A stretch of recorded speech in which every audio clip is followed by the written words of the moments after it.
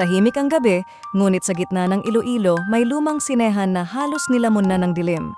Sinasabing tuwing alas 12 ng gabi, may mga aninong gumagalaw sa likod ng kurtina. Isang dating manonood, si Mang Ernesto, ang nagkwento, naglakad daw siya pauwi nang biglang may malamig na hangin na dumaan.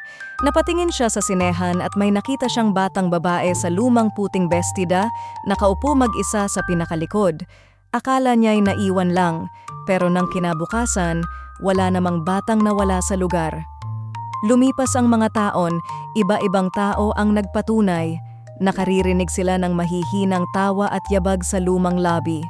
Minsan may biglang na-encounter na amoy ng bulaklak ng patay kahit walang burol. Sa mga CCTV, may mga sandaling may lumilitaw na puting anino sa gitna ng kadiliman. Sinasabi ng ilan, ito raw ay multo ng batang na-trap sa sinehan noong nasunog ito dekada na ang nakalipas. Hanggang ngayon, walang makapagsabi kung ano talaga ang bumabalik gabi-gabi. Ikaw, may lakas ka bang pumasok sa loob ng lumang sinehan ng Iloilo?